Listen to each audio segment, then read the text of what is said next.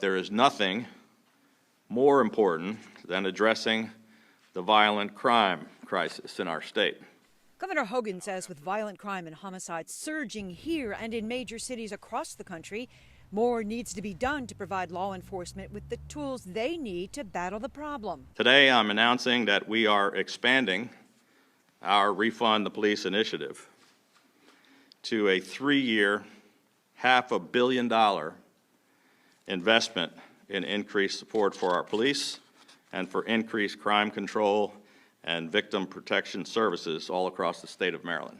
The governor's plan includes $137 million for state police aid to local jurisdictions, $220 million for salary increases and bonuses to help with the recruitment and retention of police officers, $50 million in capital improvements for state police barracks around the state, and a new tactical services building for the Special Operations Division, $30 million for neighborhood safety grants, $37 million to fully fund victim services providers, and money for a 100% state-funded match for all Crime Stoppers rewards.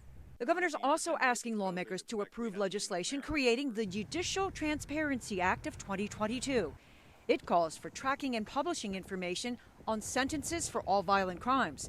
Senate President Bill Ferguson says they'll be taking a close look at that one. I do not believe that mandatory minimum sentences have a evidence base of reducing crime. If somebody is going to commit a violent act, they're not looking at the statute book to determine whether or not they're going to do it. What may determine whether they do it is if they think they're going to have a swift and certain consequence. Baltimore City House Delegation Chair Delegate Stephanie Smith says one of the biggest needs is not addressed in the governor's package: staffing in the Department of Public Safety and Correctional Services. And when you have vacancies of upwards of 1,500 persistently across the ranks of these public safety roles, and then know that we need even additional staff beyond those that are currently vacant, I just find it interesting that he uses a frame, refund the police, when there's been no defunding of the police, but there has been a very deliberate defunding of the public safety apparatus of the state. Smith says Baltimore lawmakers welcome the opportunity to be a partner in finding solutions, but at the end of the day, we want to solve the problem and not just massage rhetoric. As for the governor, there can be no more excuses and no more delays. The time for action is now.